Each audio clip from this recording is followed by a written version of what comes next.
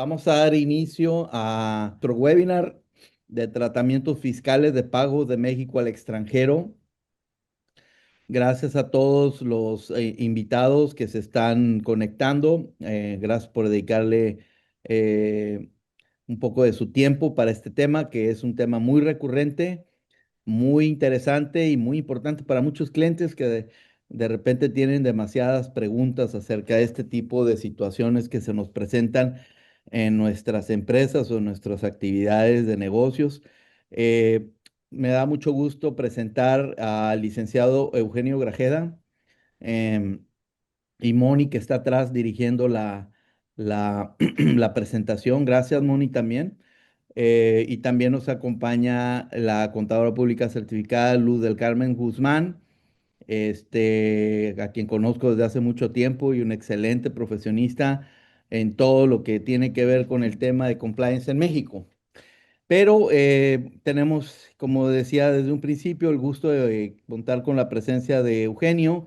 Eugenio, digo, aparte de ser buen amigo mío y yo he estado en sus exposiciones que él ha hecho a nivel internacional, incluso, este, pues muy completas, sobre todo lo que tiene que ver con temas de fideicomisos en México, en el cual Eugenio es experto. Sin embargo, hoy no vamos a hablar de fideicomisos, vamos a hablar de un tema recurrente como son los pagos al extranjero, donde hay infinidad de preguntas y dudas y luego a nosotros ya como contadores nos caen con los problemas encima y estamos tratando de ver cómo podemos ayudar a los clientes a resolver la situación. Un poco de la experiencia y el background de Eugenio. Eugenio es socio en la firma Holland and Knight, una firma muy reconocida a nivel internacional. Es abogado en las oficinas de México y Nueva York de Holland and Knight. Es especialista en planeación fiscal doméstica e internacional para empresas en diferentes industrias e individuos con alto poder adquisitivo. Por el otro lado, tenemos a Luz del Carmen Guzmán, que es contador público certificado con 33 años de experiencia en el sector público y privado. Es consultora especializada en materia fiscal, legal y laboral. Amiga mía, amigo mío, los dos, excelentes profesionistas. Em, Faltó poner ahí que Luz trabajó algunos años en el SAT, ¿no? Sabe bien las entrañas de la autoridad, conoce muy bien los detalles, ¿no? Y bueno, Eugenio ni se diga, aparte de que hemos colaborado juntos en algunos proyectos, yo he participado en eventos en donde Eugenio es expositor, donde a nivel internacional, donde, bueno, los temas los desarrolla con una facilidad muy ejemplar cuando son temas muy complicados a veces de entender. Eugenio tiene esa gran virtud de poderlos aterrizar y poderlos dar de una manera muy clara y legible con la audiencia que le ha tocado dar. Entonces, es un privilegio, es un honor, Eugenio, que estés con nosotros. Gracias nuevamente por tu tiempo.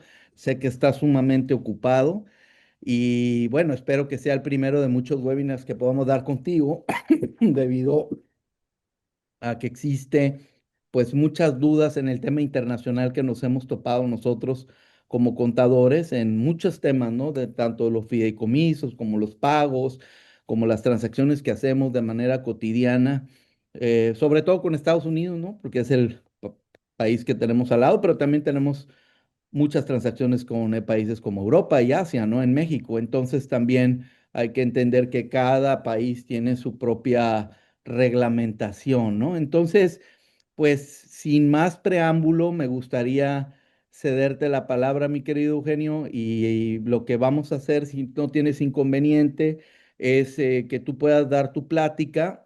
El espacio es una hora. Normalmente damos un espacio en los últimos 10 minutos para preguntas y respuestas y las preguntas te las puede hacer Luz si no tienes inconveniente, Luz. No sé si quieras, Eugenio, conforme vayan llegando o si prefieras dejarlas al final, ¿no? Entonces, es todo tuyo, mi querido Eugenio, y muchas gracias por acompañarnos nuevamente. No, hombre, gracias por tan generosa presentación, Rodolfo, y siempre sabes, es un placer hacer este tipo de cosas contigo. Si quieres, Luz, dejamos las preguntas hasta el final, dejamos un espacio para podernos ir, pues quizá con cierta velocidad sobre cada tipo de ingreso. De forma introductoria, en la presentación de hoy lo que vamos a tratar de abordar es el régimen fiscal que aplica a los residentes en el extranjero que obtienen ingresos de México, o utilizando un lenguaje quizá jurídicamente más apropiado, de fuente de riqueza ubicada en territorio nacional. Entonces, comenzaremos hablando del marco general, continuaremos con las reglas específicas aplicables para cada tipo de pago al extranjero, incluyendo por ahí algunas cuestiones prácticas que deben tomarse en cuenta para asegurar ciertos beneficios. Y finalmente, veremos algunos aspectos sobre la aplicación de tasas de impuestos reducidas bajo tratados internacionales y algunas obligaciones formales que no hay que olvidar para evitar consecuencias adversas. Iniciando entonces con el marco general, lo primero que debemos de tener claro es que este régimen va a aplicar a residentes de México que reciban ingresos de fuente de riqueza, perdón, residentes fuera de México que reciban ingresos de fuente de riqueza en México. Es decir, cuando personas fuera de México reciben pagos provenientes del país. Entonces, cuando un pago tiene fuente de riqueza en México, el residente en el extranjero que lo recibe va a estar sujeto al pago de un impuesto en México. Siendo así, lo primero que tenemos que entender es cuándo alguien va a ser considerado como residente en el extranjero y cuándo un pago tiene fuente de riqueza extranjera. Perdón, cuándo un pago tiene fuente de riqueza en México, ¿no? Y sobre esta primera pregunta, un residente en el extranjero va a ser aquel que no tiene su casa habitación en México o que teniendo también una casa en México, no genera más del 50% de sus ingresos en México. Y, importante, y que bajo los criterios del tratado para evitar la doble tributación que fuera aplicable, no sea considerado como residente en México. En ocasiones hay elementos que unen a una persona a dos países diferentes que pueden hacer que termine siendo residente fiscal en dos países. Ejemplo, tienes parte de tu familia en España, pero vives en México, tienes salario proveniente de España. Típicamente, tanto la Hacienda española como la Hacienda mexicana te van a considerar residente en cada uno de sus respectivos países, y por lo tanto, pues desde el punto de vista de las dos haciendas, vas a tener que pagar impuestos tendrías que pagar impuestos sobre tus rentas mundiales en los dos países. Entonces, en los tratados vas a ver reglas de desempate que utilizan los países para identificar cuándo un individuo va a ser considerado residente de un país u otro. ¿Sale? Ahora, en la práctica, ¿cómo demostrar que eres residente de un país?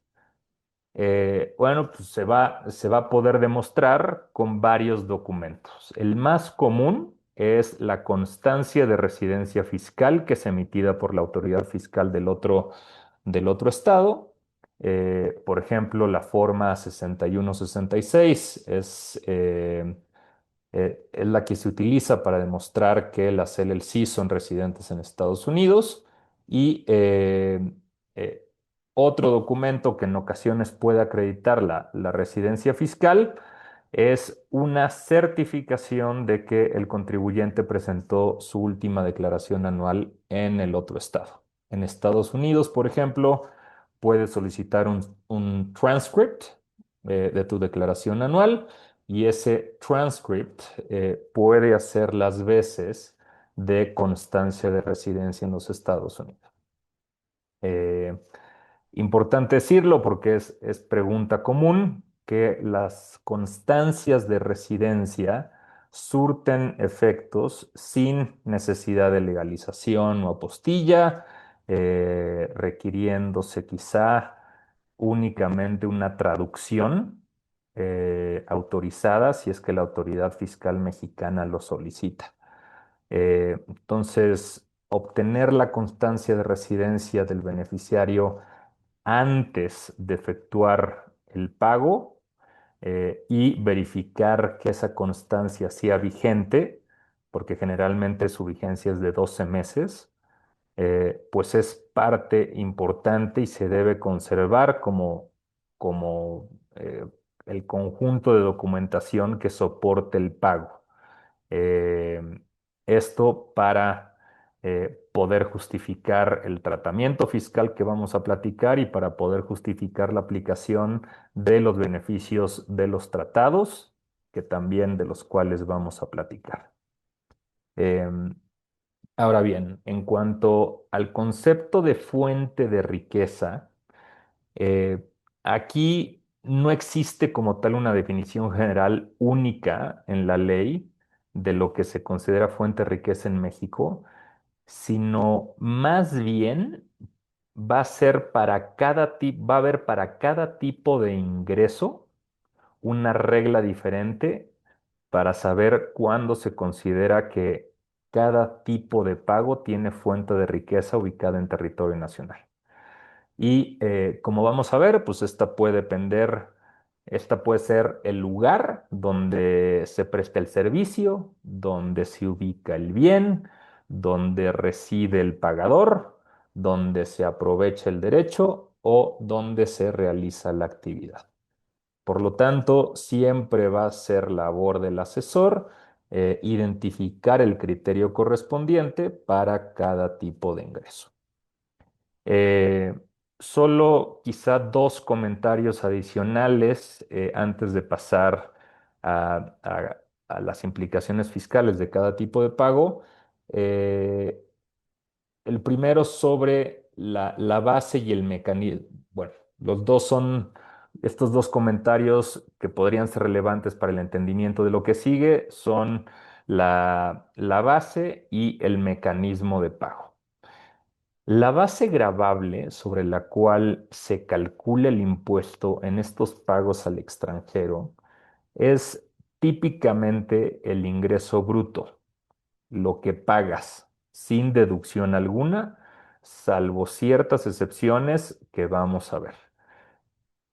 Entonces, esto contrasta con la noción que generalmente se tiene en el régimen general de personas en México, de personas residentes en México, porque en esos casos pues, se permite la deducción típicamente de gastos y no vas a pagar impuestos sin antes considerar las deducciones, ¿sale?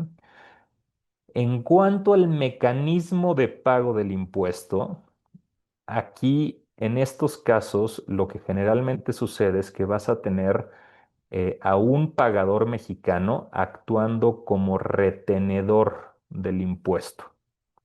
Al momento en que el pagador mexicano efectúa el pago, este va a retener, no te va a pagar el monto completo, sino va a retenerte una parte y esa parte que funge como impuesto el mismo pagador mexicano lo entera, lo paga al SAT. Y esta retención tiene en la mayoría de los casos el carácter de pago definitivo, lo que significa para el extranjero que pues no está obligado a presentar una declaración anual en México y que no puede deducir gastos contra dicho ingreso en México. ¿Sale? Dicho esto, ahora sí pasamos a las reglas específicas para cada tipo de pago al extranjero y me voy a ir un poco en el orden en el que aparecen en la ley. Eh, eh, siendo el primero, el concepto de salarios. Cuando tú pagas un salario, la fuente de riqueza se va a ubicar en territorio nacional cuando ese servicio personal subordinado se presta en el país, dentro de México. Entonces, cuando un empleado extranjero presta sus servicios dentro de México, pues la parte del salario que corresponda al tiempo prestado en el país va a pagar impuestos en México.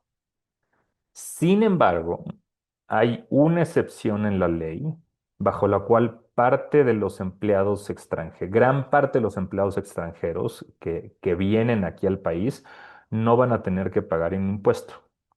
Y esta excepción consiste en que no se pagará un impuesto cuando se cumplan simultáneamente todas las condiciones siguientes. La primera es que la estancia del prestador del servicio, del empleado en territorio nacional, sea menor a 183 días en cualquier periodo de 12 meses. Esto es, no depende del año calendario. En cualquier periodo de 12 meses tiene que ser menor a 183 días. Dos, que la remuneración sea pagada por un residente en el extranjero. Y tres, que dicha remuneración no sea a cargo de un establecimiento permanente en México. Dado que la mayoría de las ocasiones los empleados que viven en México, que vienen a México a trabajar, van a cumplir con estas tres características, típicamente no van a estar obligados a pagar este impuesto. Pero cuando lo están, las tasas aplicables son tres: del 0% por los primeros 125.900 pesos, del 15% sobre el excedente de 125.900 y hasta el millón de pesos, y del 30% sobre el excedente del millón de pesos. Em, en casos en los que se tenga que pagar el impuesto, existe la pregunta de quién hace el pago. Imaginen casos en donde el empleado viene a México para trabajar por un periodo de 8 meses. Si es una empresa en México quien asume el salario de ese empleado, pues va a ser esta la obligada a retener el impuesto y enterarlo a las autoridades. Pero si no es alguien en México el que paga, pues como el empleado no va a tener un RFC o no podría generar una línea de captura para pagar el impuesto, pues en principio no habría nadie quien pudiera hacer el pago. No puedes ir a la ventanilla de la tesorería, como ciudadano de a pie, presentarte, hacer la fila y pagar el impuesto. No funciona así. Entonces, en estos casos, la ley contempla dos posibilidades para que se pague el impuesto. La primera es que la empresa extranjera solicite al SAT su registro como retenedor y así pague el impuesto. Y la segunda es que sea el empleado mismo el obligado a pagarlo directamente. Y pues como de nuevo no tiene RFC o forma de pagarlo, pues para que el empleado mismo lo pague, necesitaría nombrar a un representante en México que vive en México con RFC para que éste lo pague por él. ¿Sale? Eh, Finalmente, algo importante que decir aquí es que los tratados generalmente no reducen la tasa aplicable bajo la ley doméstica. Eh, Estas reglas y estas excepciones se espejean con los artículos de salarios en los tratados, pero en esos tratados no se contempla una tasa reducida, ¿no? Entonces vas a terminar teniendo las mismas tasas del 0, 15 y 30 de las cuales ya platicamos. Ahora, brincamos a honorarios. Eh, Tratándose de honorarios o servicios personales independientes, la fuente de riqueza se va a ubicar en México cuando el servicio se preste en el país. Y como en el caso de los salarios, tratándose de servicios que se presten parte en México y parte en el extranjero, únicamente se considerará de fuente de riqueza en México la parte proporcional. Eh, entonces, sacas la parte proporcional del ingreso correspondiente al servicio prestado en territorio nacional y esa es la parte que estará sujeta a impuestos. Ahora, eh, aquí la carga de la prueba para demostrar que se prestó en el extranjero es del prestador de servicios. Y esto es importante porque, pues, es el contribuyente el que va a tener que cuidar cómo soportar qué parte corresponde a servicios prestados en México y qué parte corresponde a servicios prestados en el extranjero. Imaginemos un arquitecto residente en España que va constantemente a supervisar la construcción de dos hoteles de la misma cadena. Uno localizado en México y otro localizado en Panamá. Y asumamos que es una empresa en México la que paga el total de sus honorarios por esa supervisión que hacen los dos países. Bueno, en este caso, pues va a ser el arquitecto el encargado de poder demostrar los días que pasó en México y los días que pasó en Panamá. Y de nuevo, ¿por qué es importante esto? Porque en otros países como Panamá, pues esta retención puede no aplicar. Entonces, entre más pueda demostrar el arquitecto que no prestó servicios en México, pues mejor le va a ir porque menos será el monto sujeto a impuestos. Y como es el contribuyente quien tiene la carga de la prueba, pues la postura inicial del SAT es que en estos casos, pues, el total de la remuneración eh, pues, se va a considerar como residente, perdón, como servicio prestado en México, ¿no?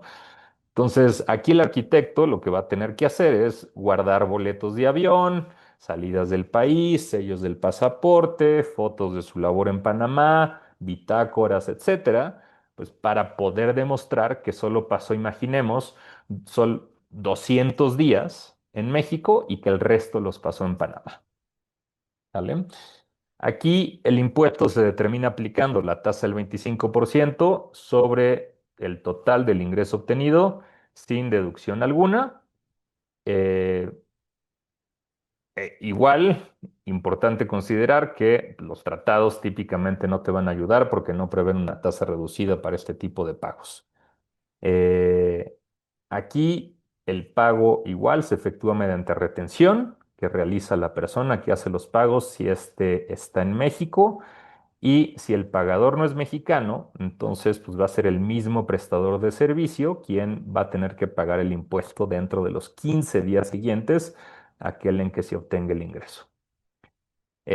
Igual que en el caso de los salarios, la buena noticia es que es en pocas ocasiones en las que el prestador de servicios va a quedar obligado a pagar impuestos en México, porque existe también la excepción bajo la cual no se va a pagar el impuesto cuando el prestador extranjero permanece en territorio nacional por periodos menores a 183 días dentro de 12 meses y siempre que su remuneración sea pagada por una persona fuera de México que no tenga un establecimiento permanente en el país.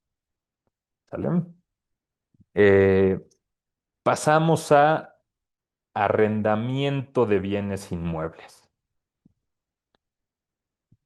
En este caso, cuando se paga renta por el bien inmueble, la fuente de riqueza se va a ubicar en México cuando los bienes inmuebles se encuentren en el país. Entonces, si tú en México rentas un departamento en la Roma o en Los Cabos a un extranjero, tú estarías obligado a retener el impuesto y pagarlo al SAT.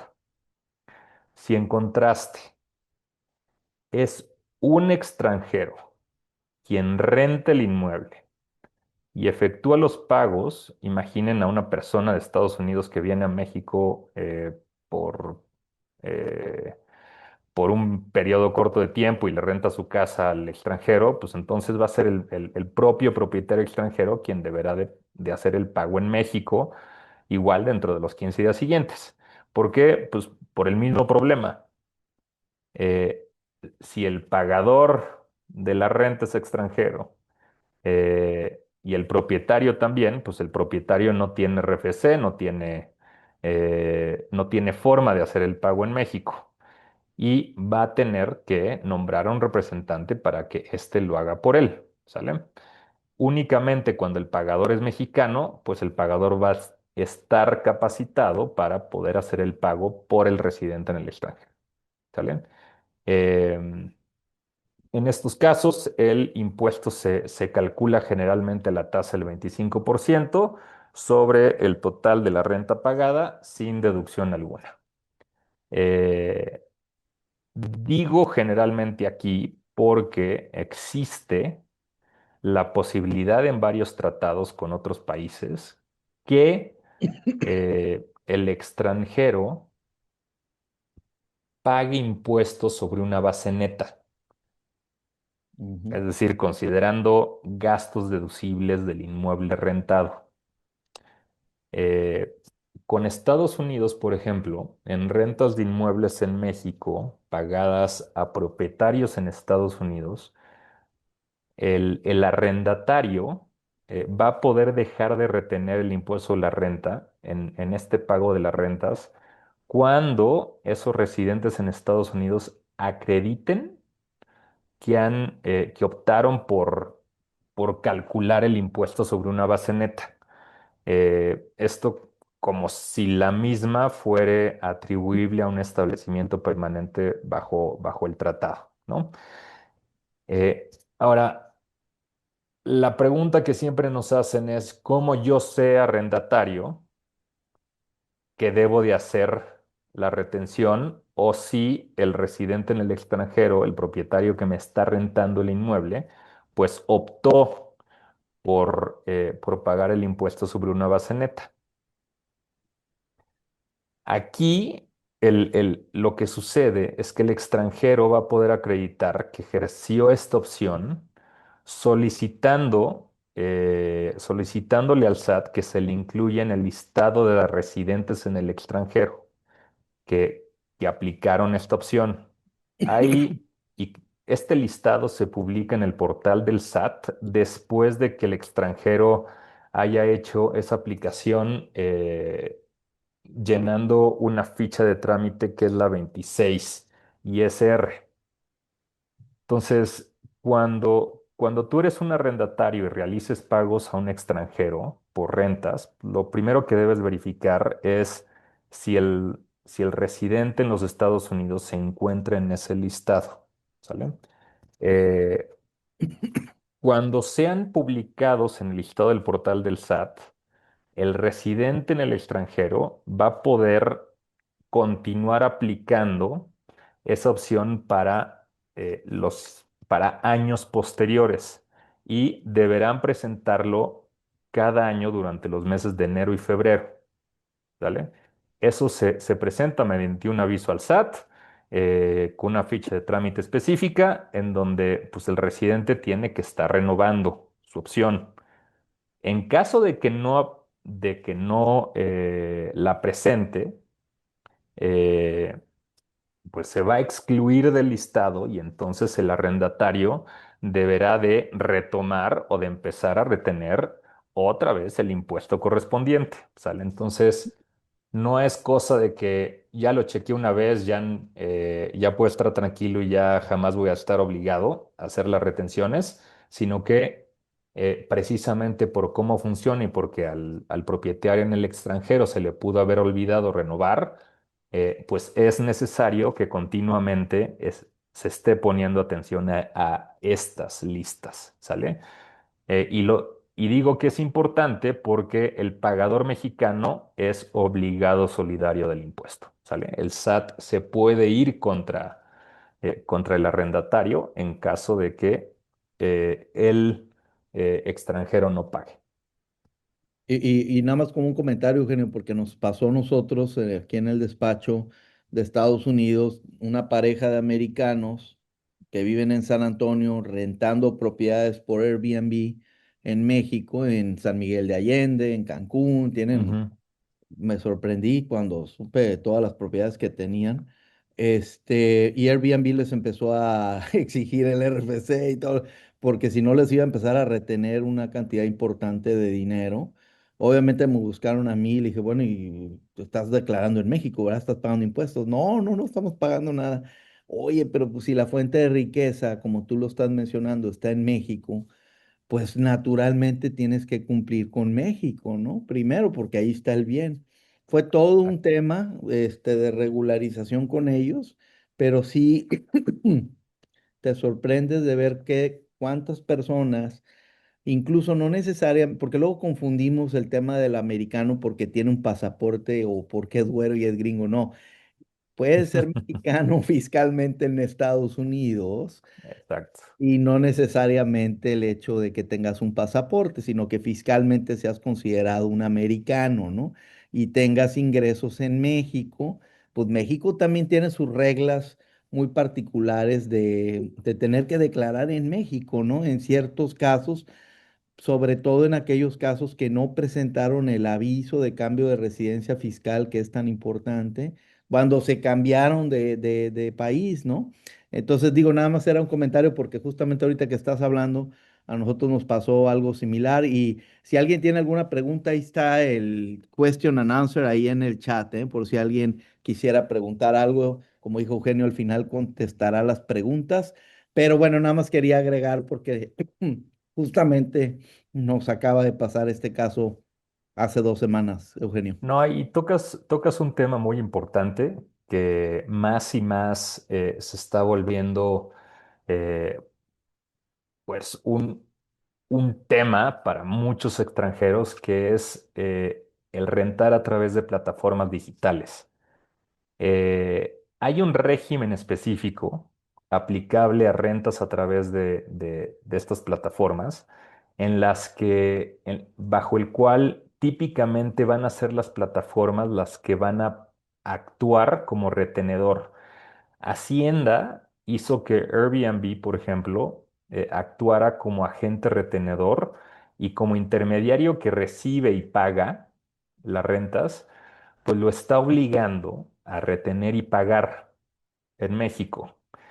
Eh, y hay muchas personas, propietarios, que están en el supuesto que mencionabas, en donde siguen siendo residentes para efectos fiscales mexicanos, pero ya se fueron de México hace tiempo, eh, y no están pagando entonces el impuesto correctamente. ¿Por qué? Porque le llenaron la formita a Airbnb de forma equivocada.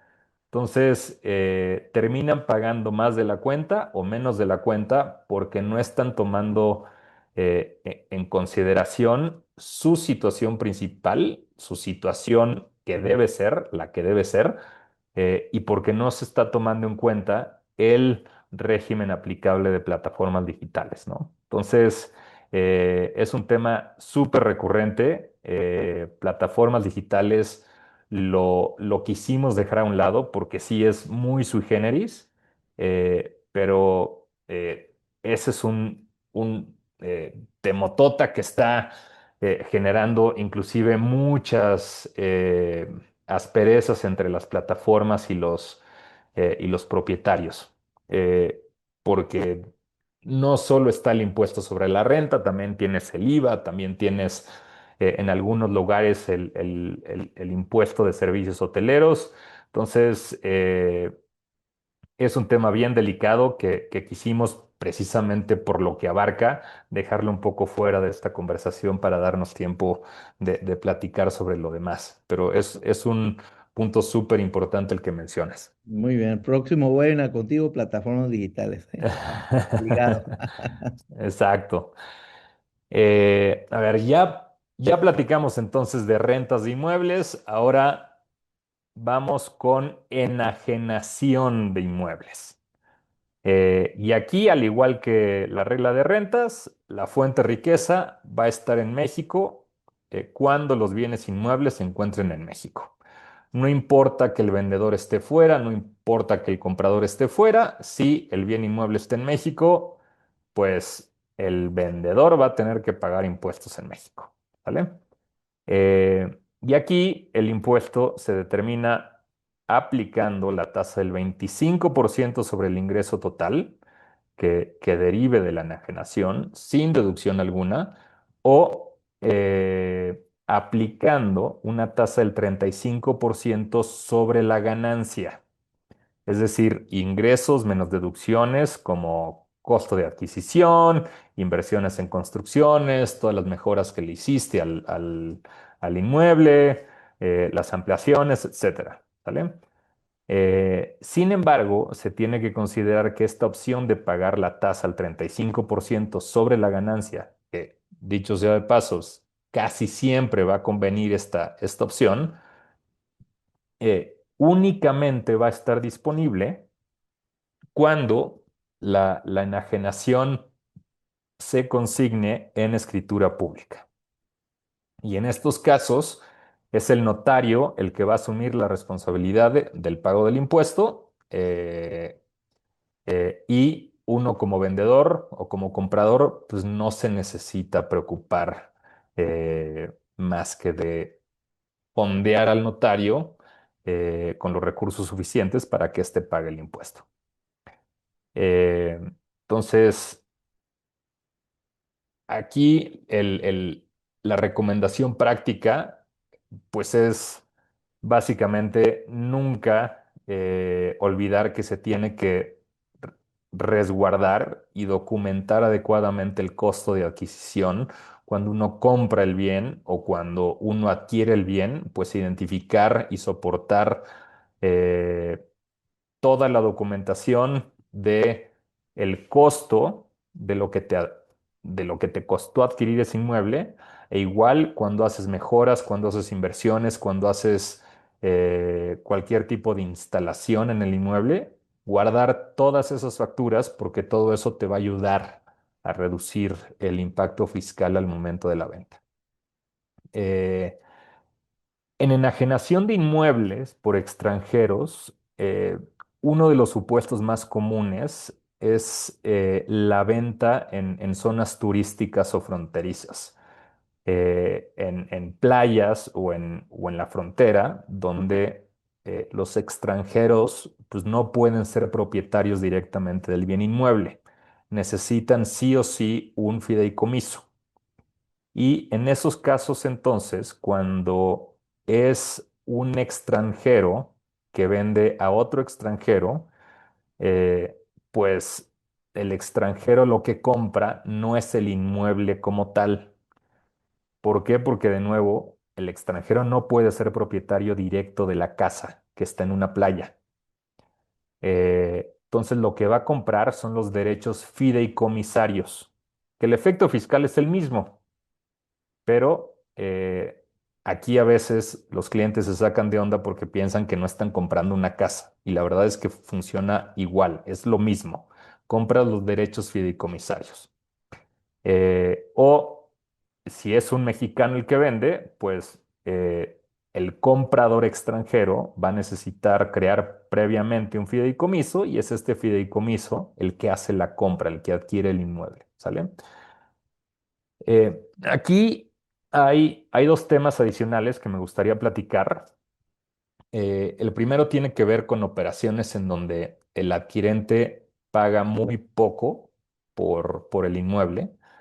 Eh, y no es raro, de hecho, en la práctica toparse con transacciones en donde, pues, ventas entre terceras personas, en las que imaginen, transmiten la propiedad del inmueble a precios mucho menores que el valor de mercado, porque resulta ser que el comprador le va a dar dinero por aparte o porque el inmueble resultó ser parte de una negociación más grande y la mayor parte del precio, pues, ya se pagó fuera del país. Eh, ¿Y por qué? Pues porque básicamente se busca pagar menos ISAI, que es un impuesto que paga el adquirente por la adquisición de un inmueble, y porque el vendedor quiere pagar menos impuestos sobre la renta. A ver, esto no siempre es buena idea porque la ley contempla un supuesto en donde el adquirente va a estar sujeto a un impuesto por haber recibido algo de mucho más valor de lo que pagó por él. Entonces, si llega el SAT, revisa la operación, hace un avalúo y este excede más de un 10% del precio pactado, pues el total de la diferencia se considera como un ingreso para el adquirente, como un ingreso sujeto a impuestos, y va a estar sujeto a la tasa del 25%, que se paga por el enajenante si es residente en México o por el adquirente si no lo es. Y se paga rapidito, dentro de los próximos 15 días que recibas la notificación del SAT. ¿Sale? El segundo punto que quería platicar tiene que ver con adquisiciones a título gratuito. Aquí no es, no es pagando más barato de lo que el bien inmueble vale. Aquí es recibiendo gratuitamente el inmueble, es decir, una donación tal cual. ¿Sale? Y en donaciones en México de bienes raíces, cuando el donatario recibe y no es esposo o hijo del donante, el donatario va a tener que pagar 25% sobre el total del valor del avalúo del inmueble. A muchos esto los agarra por sorpresa. ¿Por qué? Porque pues, hay un conocimiento general de que las donaciones entre esposos, entre familiares, pues es el libre de impuestos. Bueno, aquí cuidado porque hay una regla especial cuando es un donatario extranjero quien recibe. Y si el donatario extranjero quien recibe, de nuevo, no es esposo y no es hijo, entonces el donatario extranjero paga 25%. Nosotros ya hemos visto casos que el donatario, por no tener la liquidez suficiente, pues tuvo que terminar vendiendo el inmueble que acababa de recibir en donación porque no tenía liquidez, no tenía el dinero suficiente por fuera para pagar este 25% en México. Así, pues toman esto en cuenta porque se pueden llevar una sorpresita. Eh, Continuamos. Enajenación de acciones, algo muy importante, algo eh, pues muy frecuente. En estos casos, la fuente de riqueza se ubica en territorio nacional cuando las acciones sean emitidas, las acciones que vendes sean emitidas por personas morales residentes en México o cuando más del 50% del valor de las acciones derive de bienes inmuebles ubicados en México. Entonces, al contrario de lo que sucede en Estados Unidos, en donde solamente si el vendedor es residente en Estados Unidos paga en Estados Unidos, aquí en México, si el extranjero vende las acciones de una compañía mexicana, pues se paga impuestos en México, ¿sale? Igual, si vendes tú acciones de una LLC y esa LLC tiene un bien inmueble localizado en México, pues más del 50% del valor de esas acciones va a venir de inmuebles en México y por lo tanto también pagas impuestos en México, ¿sale? Y aquí, al igual que en caso de los inmuebles, tienes dos opciones para pagar el impuesto. La primera es pagar a la tasa del 25 sobre el precio pagado sin deducción alguna. Y la segunda es pagar una tasa del 35% sobre la ganancia. Pero igual, solo si logras cumplir con los requisitos que estipula la ley. Y es aquí en donde pues, la cosa se complica si quieres pagar sobre la ganancia, porque a partir de ya hace unos 4 o 5 años, la regulación fiscal te solicita para que puedas optar para pagar el impuesto a la tasa del 35, que tengas un representante legal en México con la capacidad económica suficiente para cubrir el pago del impuesto. Y pues, sobra decirlo que a veces el impuesto va a ser mucho, entonces pues no va a ser nada fácil encontrar a alguien con esa capacidad económica.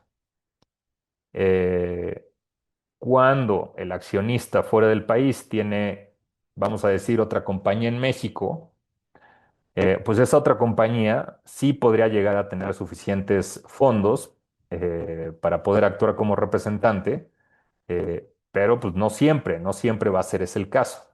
A veces lo que hemos hecho es incluir en el poder en donde lo nombras como representante, un lenguaje en donde, digamos, pues, que el representante tiene el poder sobre una cuenta bancaria de yo vendedor en Estados Unidos, en donde yo tengo suficientes recursos y pues obviamente el representante no va a tener las credenciales o el token o lo que sea necesario para manejar la cuenta, ¿no? Pero formalmente lo que estás haciendo es cumplir con el requisito. Eh, a través de eso, tú estás diciendo que esta persona nombrada en México como representante, pues tiene acceso a fondos en el extranjero para pagar el impuesto, ¿no? Eh, pero pues es muy complicado, es el principal impedimento práctico con el que nos encontramos siempre que hay una venta de acciones de una compañía mexicana. Esto inclusive ha llegado a tener quejas de otros países porque se puede entender como un impedimento práctico para aplicar los beneficios del tratado. Los tratados estipulan igual una tasa del 35% sobre la ganancia, pero pues esto es básicamente eh, un, eh, una cosa que está impidiendo el acceso al beneficio de esos tratados porque te está requiriendo eh, tener una persona con una riqueza suficiente para enfrentar el pago del impuesto, ¿no?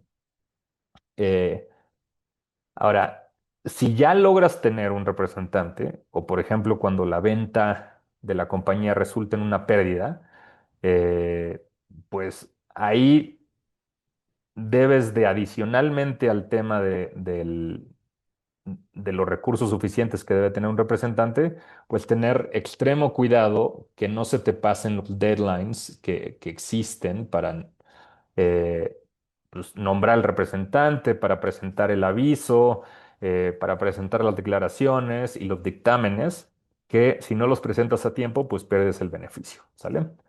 Eh, aquí con Estados Unidos, hay que tomar en cuenta que el tratado te permite no pagar impuesto en México cuando la participación accionaria en la empresa en México es menor al 25%, y que, por otro lado, en enajenaciones en bolsas de valores, eh,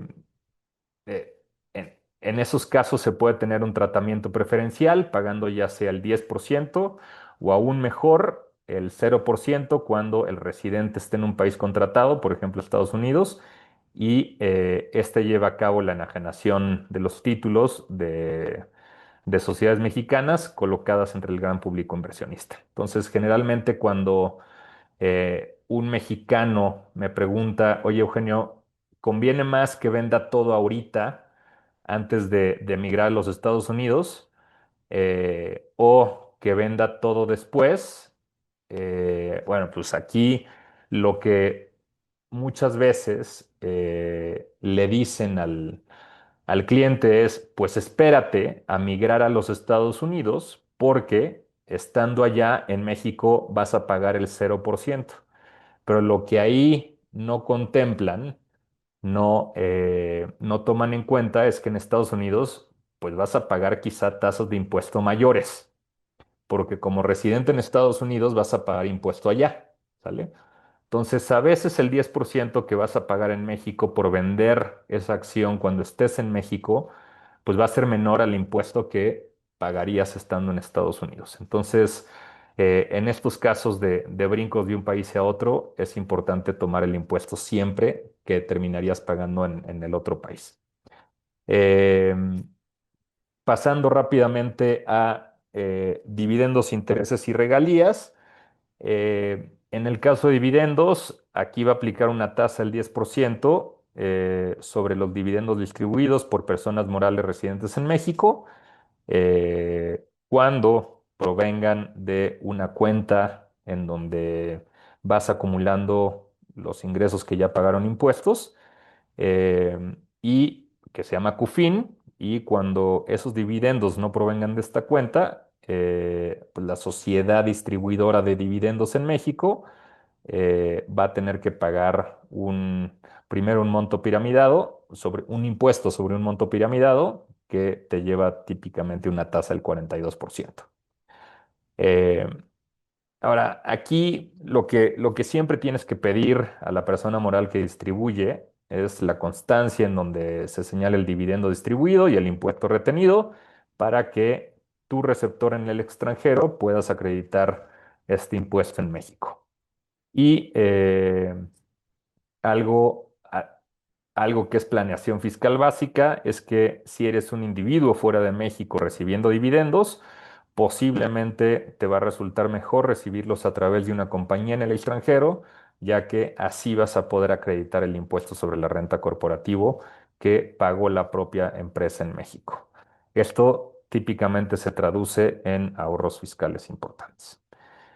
Intereses, aquí la fuente de riqueza se va a ubicar en territorio nacional cuando el capital se coloca o invierte en el país o cuando el pagador de intereses sea residente en México. Eh, las tasas aquí sí van a variar mucho, van del 4,9 al 35%. Y la aplicación de cada una de estas tasas depende generalmente de la naturaleza del pagador y del beneficiario. Por ejemplo, va a aplicar una tasa del 4,9 si el interés es pagado por bancos en México, independientemente de quién sea el beneficiario, y cuando el beneficiario sea un banco en el extranjero en un país con el que México tenga tratado. Eh, en casi la mayoría de los demás escenarios vas a terminar aplicando la tasa del 35, ¿sale? Hay ahí otras tasas aplicables del 10, del 21, pero por eh, cuando aplican esas otras tasas, típicamente vas a tener o 4,9 o 35%. Sin embargo, ahora sí, mediante la aplicación de los beneficios de tratados, esa tasa del 35 va a poder ser típicamente reducida al 10 o 15 cuando se cumplen los requisitos de los tratados que vamos a platicar más adelante.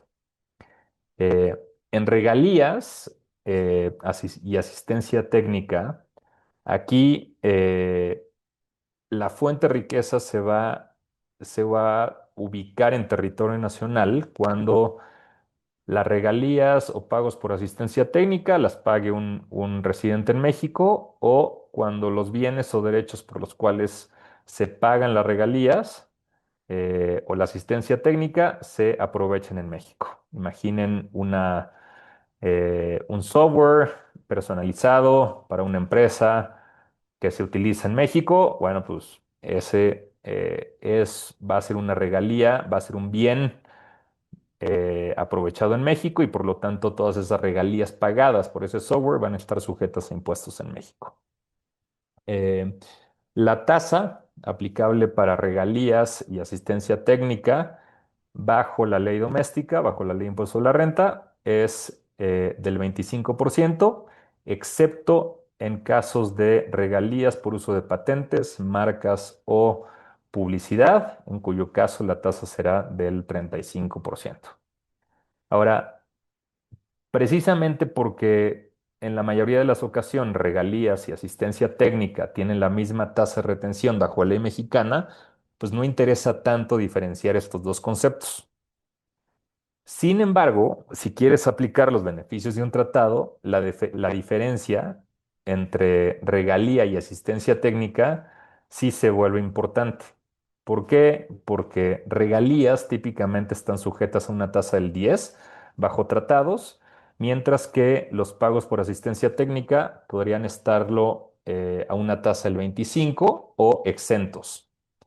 Entonces, para diferenciarlas y poder definir qué es qué y qué tasa aplicar, lo que típicamente debes revisar son dos cosas. Si se trata de algo confidencial y si el servicio implica el involucramiento por parte del otorgante para explicarte cómo funciona lo que estás pagando. Por ejemplo, en regalías, eh, vas a incluir el uso o goce de patentes, marcas, nombres comerciales, derechos de autor, softwares, fórmulas, know-how.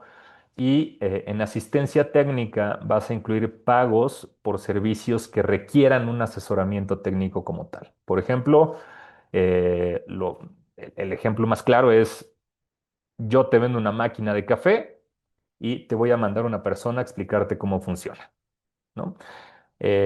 Hasta hace 4 años, todo mundo de hecho trataba de encuadrar la calidad de los pagos por servicios como asistencia técnica, porque bajo los tratados, estos se debieran entender como un pago exento, exento de cualquier retención. Sin embargo, los tribunales, bajo una interpretación muy desafortunada, a mi parecer, pues terminaron diciendo que eso no es exento y por eso, pues ahora resulta ser que podrías terminar estando más protegido si intentas calificar los pagos como regalías en lugar de asistencia técnica, porque por lo menos así vas a tener la certeza de que tu retención es del 10 y no del 25, como en su caso podría resultar si es que el SAT y los tribunales tiran tu exención en los pagos de asistencia técnica. Eh, Ahí en materia de software, vale la pena nada más decir que no siempre va a estar grabado. Si se trata de un software estandarizado, que no está en lo absoluto personalizado para la persona que lo paga, pues típicamente el software, el pago por ese software debería estar exento. Por eso, cuando tú pagas el Office, por ejemplo, pues no estás obligado a retenerle nada a Microsoft, ¿no? Eh, y bueno, pues con esto terminamos las implicaciones para todos los tipos de ingresos, por lo menos las más relevantes. Lo que ahora me gustaría hacer rápidamente para terminar esta presentación es solo hacer mención de algunas reglas formales y de acceso a los beneficios de los tratados que siempre se deben de tomar en cuenta cada vez que un mexicano haga pagos al extranjero. Eh, Como parte de las obligaciones formales, para todos los casos anteriores, cuando hay un retenedor mexicano, es importante no olvidar que éste les va a tener que expedir el CFDI de retenciones e información de pagos al extranjero que ampara esa retención efectuada. Eh, este CFDI típicamente les va a incluir el complemento de pagos al extranjero o de retenciones o información de pagos como corresponda, ¿sale? Ahí en el CFDI van a ver pues sus datos como residente en el extranjero, el nombre, país de residencia, el número de identificación fiscal, ese Tax ID, el monto del pago bruto, el impuesto retenido, la tasa de retención aplicada, el tipo de ingreso e inclusive el artículo del tratado aplicable, ¿no? Em, como parte de los requisitos para acceder a los beneficios de tratados para evitar la doble tributación, eh, que como dijimos, típicamente establecen tasas de retención inferiores a las previstas en la ley doméstica y por tanto, generalmente siempre vas a querer, siempre vas a terminar mejor aplicando los beneficios de los tratados. Pues vas a estar interesado en cumplir con todos los requisitos para poder aplicar esos beneficios. Entonces, en ese sentido, los requisitos más importantes que deben de tener en cuenta es acreditar que el receptor es residente en el país de que se trate, es decir, contar con la constancia de residencia. Dos, ser beneficiario efectivo, que el receptor sea el beneficiario efectivo del ingreso. Hay muchas veces que el receptor lo recibe, pero siempre por cuenta y nombre de alguien más, o que el receptor lo recibe y que inmediatamente paga por algún compromiso previamente establecido entre las partes, paga a otra persona. Entonces, vamos a decir que tú estás aplicando un tratado entre México y Estados Unidos porque el receptor inmediato de ese ingreso está en Estados Unidos, y tú te vas con la finta y aplicas los beneficios del tratado, vamos a decir, eh, de dividendos, en donde la tasa de retención es del cero, con Estados Unidos. en algunos casos, y tú te vas con la finta, no retienes, pero resulta ser que el receptor en Estados Unidos, pues no era el beneficiario efectivo de ese ingreso. Él estaba actuando a nombre y por cuenta de una persona en Luxemburgo. Y en ese caso, el tratado que tuviste que haber revisado no es México-Estados Unidos, sino México-Luxemburgo, ¿sale? Entonces, siempre identificar quién es el beneficiario efectivo y en dónde está, te puede ahorrar muchos dolores de cabeza en caso de una auditoría. Tres, cumplir con la cláusula de limitación de beneficios del tratado o cumplir con la cláusula que se llama Principal Purpose Test, comúnmente conocida como PPT, que básicamente niega los beneficios del tratado cuando la estructura se creó cuando el pago, digamos, a ese otro país se creó con el propósito principal de obtener la ventaja fiscal del tratado.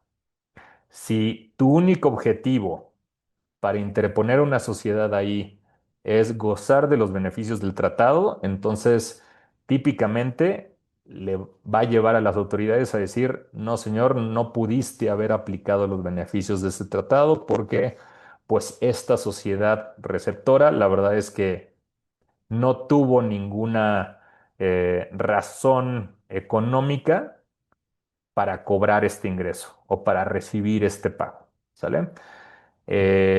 Y por último, muy importante, para poder aplicar los beneficios del tratado es que te asegures que el ingreso que pagas al extranjero va a estar sujeto a impuestos en el extranjero.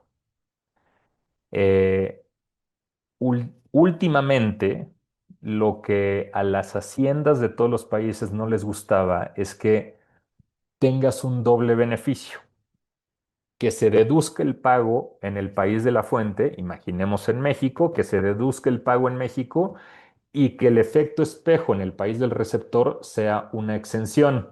Así tienes deducción en un país y exención en el otro.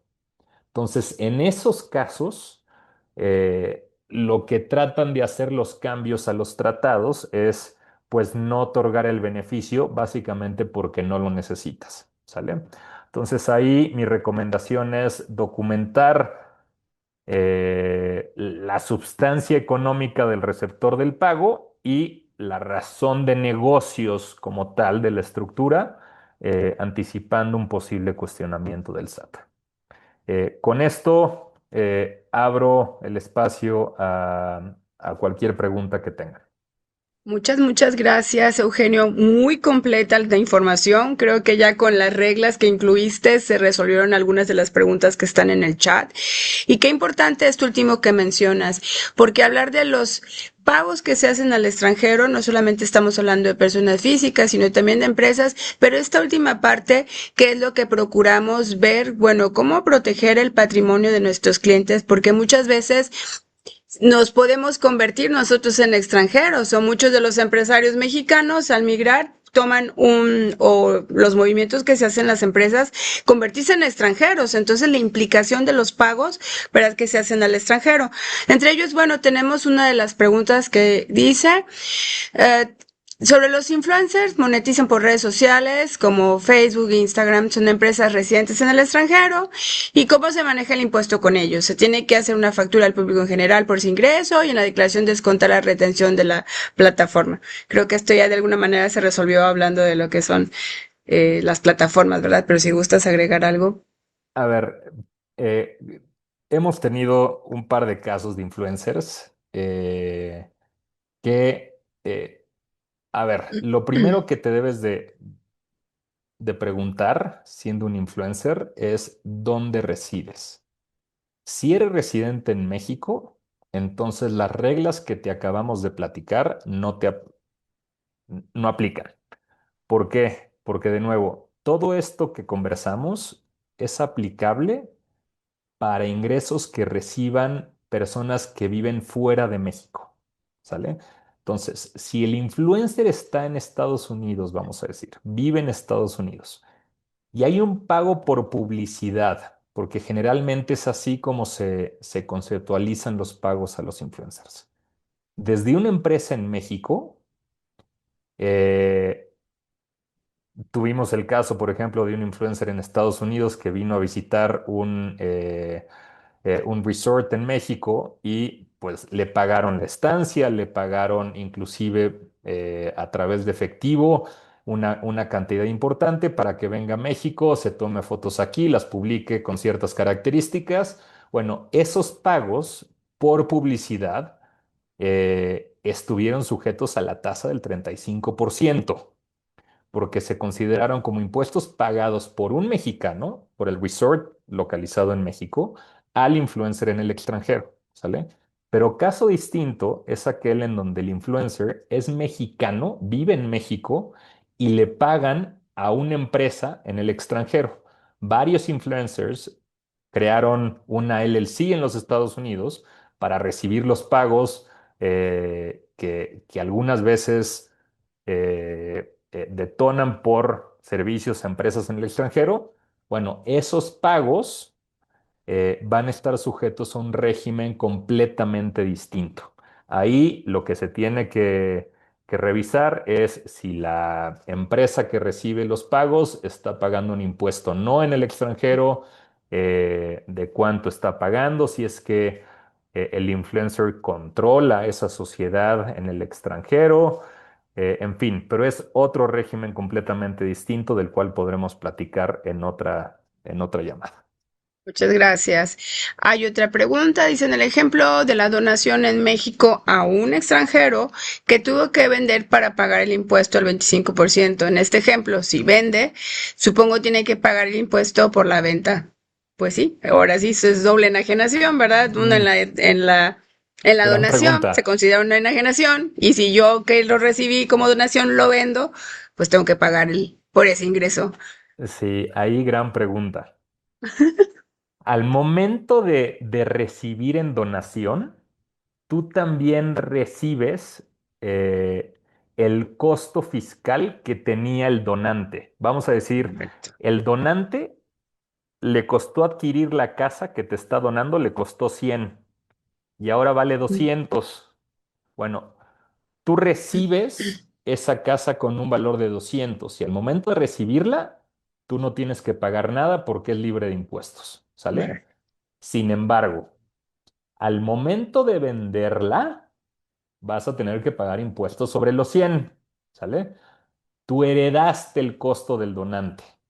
Ahora, si es que no eres hijo o esposo, esposa del donante, adicionalmente vas a tener que pagar impuestos del 25% sobre los 200 en mi ejemplo. Gracias, Eugenio. Y la siguiente pregunta dice, una empresa en México que paga sus servicios a una empresa en Estados Unidos, ¿cómo le puede hacer si la empresa norteamericana no emite facturas mexicanas? Creo que esto también ya se resolvió en alguna de las reglas que mencionaste, pero si quieres hacer algún comentario adicional. No, sí, ahí es muy importante esa pregunta. A Ujú. ver, hay una regla miscelánea que te establece las reglas para que un contribuyente mexicano pueda deducir un pago efectuado a un extranjero. No te va a pedir un CFDI, la ley mexicana, porque no le va a exigir a un extranjero darte un CFDI emitido conforme a las reglas mexicanas. Entonces, lo que te dice la regla en México es que siempre y cuando el extranjero te mande un invoice con ciertas características, el mexicano va a poder deducir ese pago al extranjero. Entonces, es 271 algo, esa regla miscelánea fiscal, no recuerdo exactamente el número, pero te va a pedir ciertas características que no son muy nada difíciles de cumplir y con ese invoice, con esos datos, lo puedes deducir sin problema. Gracias. La siguiente Ahora, pregunta. ahí yo quisiera más rápidamente un comentario rapidísimo porque tiene que ver con ese tema. Es muy importante el concepto que le pones a las facturas, porque hemos encontrado clientes, Sí. Eugenio, que le ponen de chile y de manteca y ahí andan Sí. cobrando y decimos, oye, espérate, ¿qué estás cobrando, compadre? Pero ahí hay retención. No, pues yo no sabía, pues I'm sorry, ¿verdad? Pero le pusiste servicios de administración, servicios de regalía, obviamente, o sea, servicios de... Entonces, es muy importante que el cliente se asesore muy bien. No es ponerle cualquier concepto y ya, porque posiblemente haya retenciones que haya que efectuar. Exactamente. Y si no lo efectuaste, pues va a terminar pagándolas tarde o temprano. Entonces, aguas con las facturas extranjeras en cuanto a el concepto por el cual estás haciendo un pago, ¿me entiendes? Esa parte desafortunadamente nos ha tocado vivirla muy frecuentemente con clientes que andan pague y pague y pague y de repente, pues ponle este concepto, ponle el otro y eso puede generar obviamente una contingencia como ya lo explicó ampliamente Eugenio en todos los puntos que hablabas sobre posibles retenciones, ¿no? Pero bueno, ya nada más quería comentar eso. Adelante, Luz. Súper, súper importante. Siempre debe de empatar con el contrato, Correcto, con los servicios que establezcas en el contrato. así es, Y importante, con los servicios que te convenga estipular en un contrato y que puedas soportar. De nuevo, no es lo mismo pagar regalías a pagar asistencia técnica, no es lo mismo pagar servicios independientes a pagar asistencia técnica. Entonces, a veces puedes empujar la aguja hacia un lado o hacia el otro según lo que más convenga. correcto. Hablando de acciones, dice, el caso de acciones de una empresa en México, accionistas residentes fiscales en los Estados Unidos. La transmisión de acciones a un trust en los Estados Unidos se considera enajenación sujeta a pago de impuestos. ¿A qué valor se debe hacer la transmisión de acciones a un trust? ¿Valor comercial, nominal o fiscal? Es una caja de Pandora esa pregunta. Mira, eh, las reglas para fideicomisos en México son claras. Si se trata de una aportación a un fideicomiso mexicano revocable, no hay enajenación y por lo tanto no tienes problema impositivo. Si es una aportación a un fideicomiso irrevocable, entonces pues, le puedes dar el tratamiento de donación, ¿sale? Pero esa es la regla aplicable cuando se hace esa aportación de acciones de una compañía mexicana a un fideicomiso en México. ¿Qué pasa cuando lo haces a un trust en Estados Unidos? Bueno, esas aportaciones eh, van a implicar un cambio de manos que va a ser reportado al SAT al momento de presentar el aviso del RFC que debes de hacer cuando hay un cambio de accionistas. Entonces, vas a tener un movimiento visible a las autoridades fiscales, ¿sale? Entonces, es muy importante si el tratamiento que le des, ¿sale? Ahí no hay una postura definida.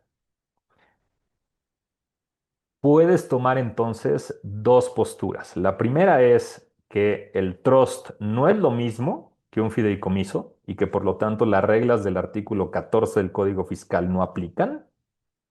Eh, Aun cuando es un trust revocable, puedes decir, pues un trust no es lo mismo que un fideicomiso y hay elementos para diferenciarlos. Inclusive hay una tesis ahí desde 1960 que te dice que son animales completamente distintos. Eh, entonces, ahí puedes adoptar la postura de, pues sí, no apliques las reglas del artículo 14 y por lo tanto es una enajenación.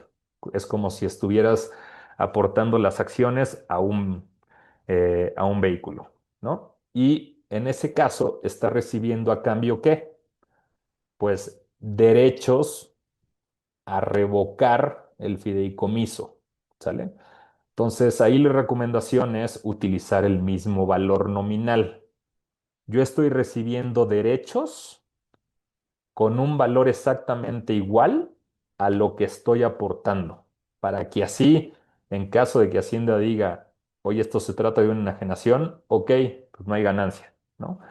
La otra postura que podrías adoptar es pues viene del artículo 13, 14 y 15 del Código Civil, en donde eh, puede soportar la posición de que México debe respetar las figuras de un derecho extranjero y como un trust es una figura de derecho extranjero equivalente a un fideicomiso, pues debes respetar los efectos económicos y legales de ese trust, ¿no? Bajo esa postura, tú puedes terminar diciendo lo mismo que para un fideicomiso mexicano.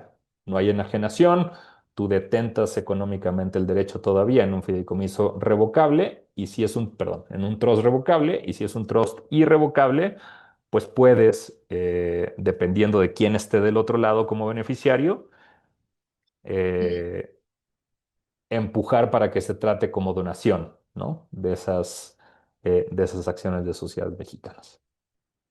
Gracias. No recuerdo si ya habíamos visto esta pregunta sobre un mexicano residente en Estados Unidos con nacionalidad norteamericana que vende propiedad en México, ¿cómo evita el pago de impuestos en Estados Unidos al recibir los fondos desde México?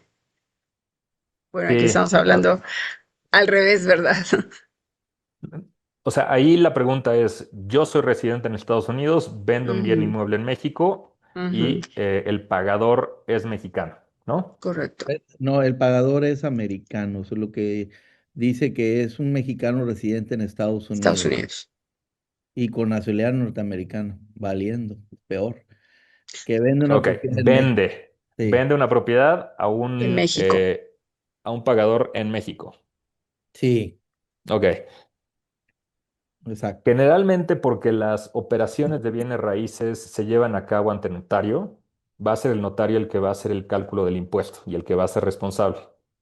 Entonces, ese residente en Estados Unidos, a pesar de que sea ciudadano mexicano, si vive allá en Estados Unidos, va a pagar el impuesto aquí en México a través del notario, vamos a decir a la tasa del 35% sobre la ganancia, y esa constancia de retención que le va a emitir el notario lo va a presentar a su contador en Estados Unidos, y en Estados Unidos va a poder acreditar ese impuesto pagado en México. Correcto, nada más yo quisiera agregar ahí que del lado americano, en Estados Unidos no se reconoce la inflación como un gasto deducible. Por lo tanto, la actualización que pudieses llegar a tener, que es deducible en México y el notario lo toma como Exactamente. deducible, en Estados Unidos es muy probable que no lo vayas a poder deducir. Entonces, la base gravable va a ser diferente entre México y Estados Unidos. Si bien es cierto, puedes acreditar lo que pagaste en México. A lo mejor pagaste muy poco porque si fuese un terreno muy viejo, pues la actualización es muy grandota y lo puedes deducir en México.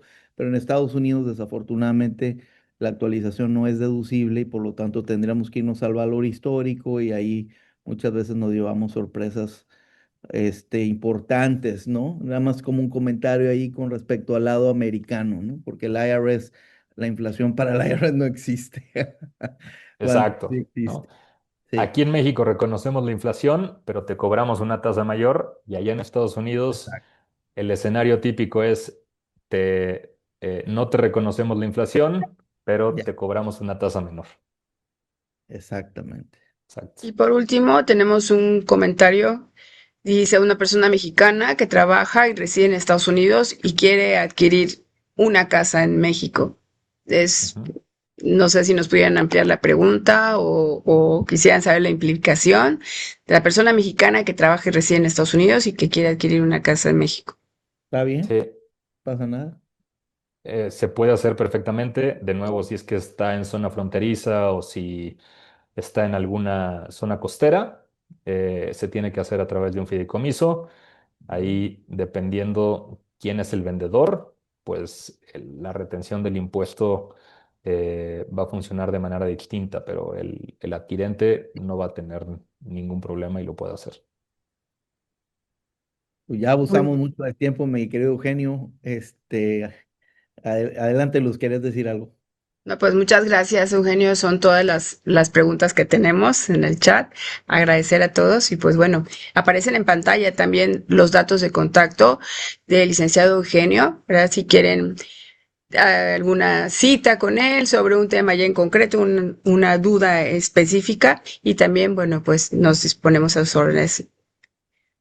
Ahora Sí, yo sí, nomás quería Rodolfo. comentar como parte de la conclusión, agradecerte, Eugenio, Luz, también. Gracias, Moni, por dirigir la presentación y decirle a todos nuestros clientes y prospectos, bueno, este webinar se graba, Eugenio, lo vamos a mandar a mucha gente que se registró. pero digo, no es porque Eugenio sea amigo mío, esté aquí presente, pero es un experto en todo el tema internacional, en todo el Ujú. tema legal. Entonces, pues siempre recomiendo que vayan con la gente, porque experta en estos temas que México, pues hay muy poquitos, la verdad, que le entienden mucho al tema y Eugenio es uno de ellos. Entonces, ampliamente recomendado para que si alguien tiene alguna pregunta, algún comentario. Primero, antes que nada, que sepan que hay toda una legislación que nosotros le llamamos cross-border, ¿no? Cruzar de un país a otro en materia de lavado de dinero, en materia de impuestos. Hay muchas implicaciones que es muy importante que te asesores bien, porque de repente hay reglas que uno pues no conoce y de repente ya se metió en un gran tema, ¿no? Si vas a invertir, si vas a vivir en algún otro país donde tú eres residente, pues aguas, porque muy probablemente se van a desembocar nuevas reglas y para eso está mi querido Eugenio con Holland Knight, que son expertos en el tema. Agradecerte, mi querido Eugenio, antes que nada, con esto A cerramos el ustedes, webinar y esperemos que tenerte como invitado otra más. Vamos a hablar de las plataformas. Así ya hacemos aquí ya te obligamos a que tengamos otro tema. con todo gusto. Las Y veces luego, que deseen, y luego yo otro de feliz. fideicomisos. Hay muchos temas interesantes, ¿eh? Sí, feliz, feliz de hacerlo las veces que lo deseen. Muchas Siempre gracias. se goza de estas pláticas con ustedes. Muchísimas gracias a todos los que se conectaron. Vamos a mandar por ahí el resumen, mi querida Moni, ¿verdad? Y bueno, pues antes que nada, gracias por el tiempo de todos y esperemos que nos acompañen en los siguientes webinars. Vamos a tener un webinar muy bueno que el que viene con Agustín Ceballos. No sé si lo conoces, Eugenio. Agustín es abogadazo de allá de San Diego, California. Un genio también en todo lo que hace. No sé si tienes el gusto de conocerlo, Eugenio, pero Agustín va a estar con nosotros creo que el mes que viene. Así que... Y luego, pues ahí inventamos otra vez a Eugenio varias veces. Gracias a todos. Excelente. Gracias a todos. Un gusto saludarte, Eugenio. Gracias, Luz. Gracias, Gracias a Moni. todos. Gracias. Saludos. Gracias a todos, buen día.